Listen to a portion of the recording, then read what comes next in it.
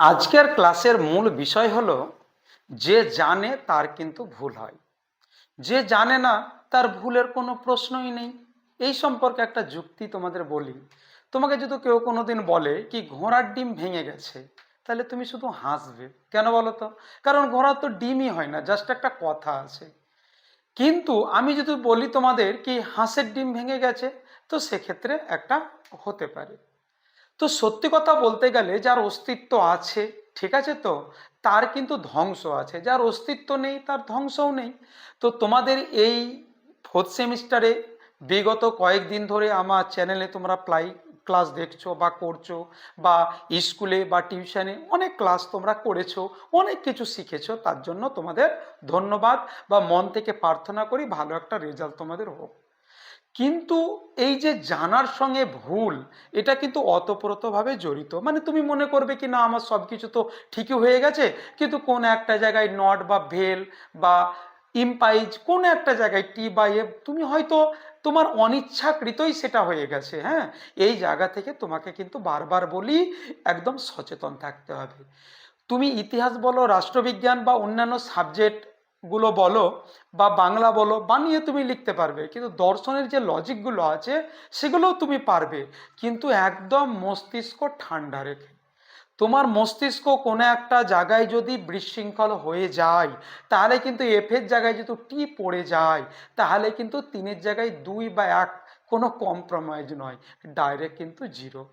আমি চাই তোমরা আজকের এই ক্লাসের প্রশ্নগুলো অলরেডি আমার এই চ্যানেলেই অনেক ভিডিওর মধ্যে প্রায় দেখে থাকবে প্লেলিস্টে গিয়ে। আমি তবুও এমন কিছু ক্লাস আজকে এনেছি, দুটো মানে লজিক, হ্যাঁ, যেগুলো তোমাদের দেখতে হবে, নইলে কোনো একটা জায়গায় যদি মিস্টেক হয়ে যায়, তুমি মনে করবে কি হ্যাঁ তোমার প্রশ্নের তো উত্তরটা ঠিক আছে, আমি তো কনফার্ম বাড়িতে এসে যোগ করছি 40-এ 40, কিন্তু রেজাল্টের দিনে দেখা যাবে কোনো একটা জায়গায় নাম্বার কেটে গেছে। তো আমি চাই যাতে ভবিষ্যতে এরকম তোমাদের বিপদগুলো না ঘটে। হ্যাঁ, তার জন্য এমন কিছু প্রশ্ন তোমাদের সঙ্গে আমি শেয়ার করব, যাতে তোমাদের সেই টার্গেট, সেই স্বপ্ন 40-এ 40 পূর্ণ হয়। তো দেখো, যেমন এই রকমের প্রশ্ন 2 মার্কের থাকতে পারে, নিচেরটা কিন্তু 3 মার্কের। দর্শনে যদি বৃষ্টি হয় এবং বজ্রপাত না হয়, তাহলে ভূমিকম্প হবে অথবা বন্যা হবে। তোমাদেরকে বলি, দর্শনের 2, 3 এবং 6 নম্বরের প্রশ্ন থাকবে। 6 নম্বরের প্রশ্ন নিয়ে অত মাথা ব্যথা নয়।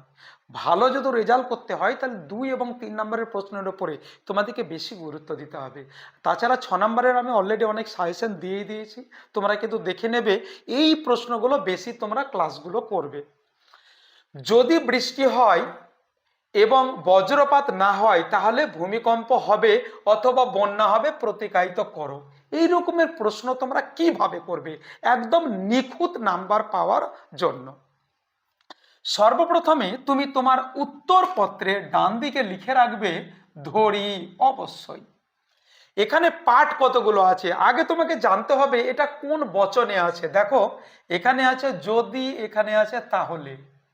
আর যদি তাহলে থাকলে আমরা এটা কিন্তু সত্যাপেক্ষকে শিখেছি, বা সেকেন্ড সেমিস্টারও শিখেছি, এটা প্রাকল্পিক বচন। এটা আমাদের প্রথম প্রথম কাজ। যদি তাহলে আছে। এবার দেখো, যদির যে অংশটা আছে, এই অংশটাতে পূর্বগ বলা হয় এই অংশটাকে। আর তাহলের যে অংশটা আছে পরে, তাহলের পরে, সেটাকে বলা হয় অনুগ। কিন্তু পূর্বগতেও এইখানেও কিন্তু দুটো পাঠ আছে, একটা বৃষ্টি হয়, একটা বজ্রপাত না হয়। একটা আর অনুগতেও দুটো পাঠ, একটা ভূমিকম্প হবে অথবা বন্যা হবে। বৈকল্পের সঙ্গে যুক্ত আছে অনুগটা, আর পূর্বগটা কিন্তু সংযোগের সঙ্গে যুক্ত আছে।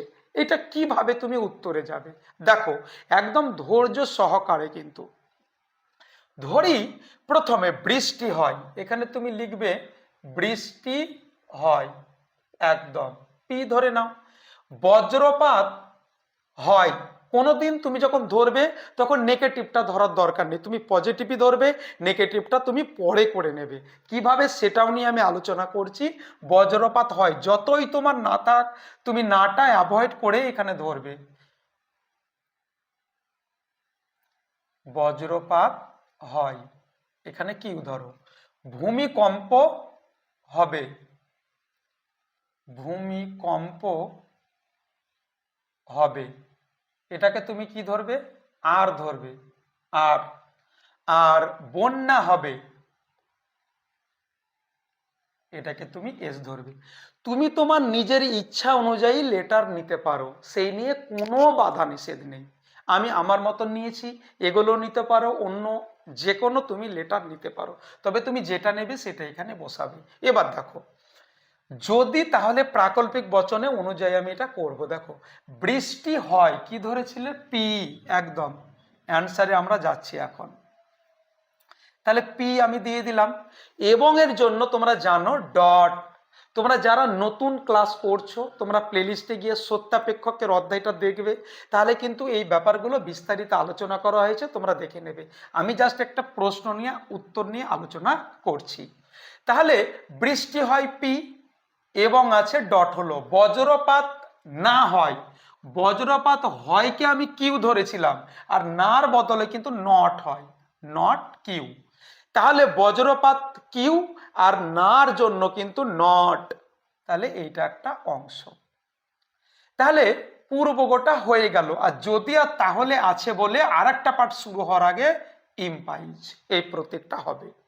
তারপরে ভূমিকম্প হবে, ভূমিকম্প তো তুমি কি দিয়েছিলে? আর আর দিয়ে দাও। এবার অথবা আছে, নিশ্চয় এটা বৈকল্পিক বচন, তুমি এখানে ভেল দেবে। তারপরে বন্যা হবে, তো তুমি কি দিয়েছিলে? এস। বাস, ফার্স্ট ব্র্যাকেটে দিয়ে দাও। তাহলে এই যে দুটো পার্ট, একটা সংযোগিক বচন নাবাচক দিয়ে হয়ে যাচ্ছে, আর একটা হলো অনুগোটা বৈকল্পিক বচন। এই যে দুটো পার্ট যুক্ত হয়েছে প্রাকল্পিক বচনের দ্বারা। তুমি শুধু এতটুকু করলেই একদম যে ফুল মার্ক 2, সেই 2-এ 2 পেয়ে যাবে। আমি আজকের সেই মিস্টেক জাতীয় প্রশ্ন আর একটা আলোচনা করছি। দেখো, প্রশ্নর দিকে তোমরা ফোকাস রাখো।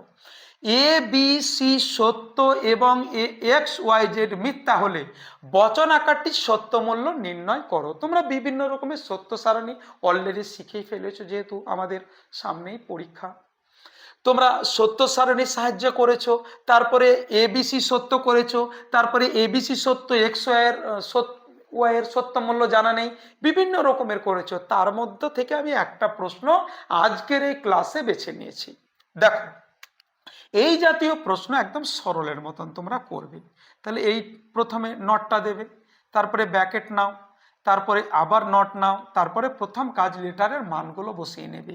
এ বি সি সত্য, এ হলো সত্য, বি হলো সত্য, সি হলো সত্য। এখানে কি হয়েছে? এ সত্য, ইম্পাইজ, সি সত্য, ব্যাকেট, ভেল, নট, এক্স কি বলেছে? মিথ্যা, ইম্পাইজ, জেডও কিন্তু মিথ্যা। প্রথম কাজ আমাদের কিন্তু হবে ব্র্যাকেট নট যা আছে সব থেকে যাবে, প্রতীক সব থাকবে, যার শুধু মানগুলোকে বসিয়ে নেব।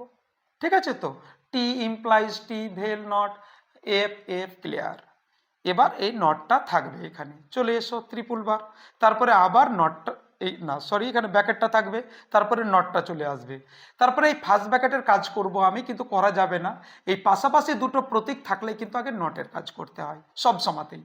তাহলে টি ইম্পাইজ নট এফ, নট টি মানে এফ, বিপরীত করে নিতে হয়। ভেল নট, এখানেও কিন্তু এফ ইম্পাইজ, আমি কিন্তু নটের কাজ করে নেব, তাহলে এটা টি হয়ে যাবে। দেখো তো ঠিক করলাম কিনা? তাহলে এখানে নট ব্যাকেট, তারপরে not T implies not T F, নটের কাজটা করে নিলাম। Well not F implies not F মানে টি। ঠিক আছে, আবার চলে এসো এখানে নট ব্যাকেট দিয়ে দাও, নট ইম্পাইজের কাজটা করা যাবে, টিতে এফে এফ হয়ে গেল। ভেল চলে আসলো, আবার নট, ভেল চলে আসলো, একদম এটা ভেল, তারপরে এই নটটা চলে আসলো, ইম্পাইজের কাজ করা যাবে ফার্স্ট ব্র্যাকেটের, এফে টিতে, ইম্পাইজের ক্ষেত্রে টি। চলে এসো, আবার তোমরা নট এখানে দিয়ে দাও, তারপরে এই ব্র্যাকেটের কাজটা করা যাবে না, নটের কাজটা আগে করে নেব। নট এফ মানে কি? এখানে টি। ভেল নট টি মানে কি? এখানে এফ, ব্র্যাকেটটা ক্লোজ করে দাও। এখানে নিশ্চয়ই একটা ব্র্যাকেট থাকবে, দেখো। তারপরে তুমি এখানে আবার নট দিয়ে দাও, তারপরে কি আছে এখানে? ভেলের ক্ষেত্রে টিতে এফে টি। ঠিক আছে, তারপরে তুমি সমান দিয়ে নট টি মানে কি? এফ। দেখো তো মোটামুটি ঠিক আছে কি? এই নট নট টিতে এফে এফ, ভেল নট এফে টিতে টি, তারপরে নট, হ্যাঁ নট এফ মানে টি, নট টি মানে এফ, নট চলে আসলো টিতে এফে টি, নট টি মানে এ, বাস। তাহলে কি লেখা আছে? বচনাকারটির সত্যমূল্য এখানে লিখবে, অতএব বচনাকারটির সত্যমূল্য মিথ্যা। তো মোটামুটি এই জাতীয় যদি প্রশ্নগুলো তোমরা ঠিকঠাক প্র্যাকটিস করো, তাহলে তোমাদের যে স্বপ্ন সেটা কিন্তু 100% পূর্ণ হবে। তো প্রিয় স্টুডেন্ট, আমার এই ক্লাসগুলো যাদের ভালো লাগে, প্লিজ আমার এই চ্যানেলকে যদি তোমরা নতুন হয়ে থাকো তো সাবস্ক্রাইব করে নেবে, এবং বন্ধুদের প্লিজ একদম, যারা নতুন নতুন বন্ধু তোমাদের, যারা আমার এই চ্যানেলের কথা জানে না, তাদেরকে প্লিজ শেয়ার করে দাও, একটু হলেও তাদের উপকারে লাগবে। তো ভালো থাকো, সুস্থ থাকো, দেখা হচ্ছে নতুন একটি ক্লাস নিয়ে একদম আগামী ভিডিওতে।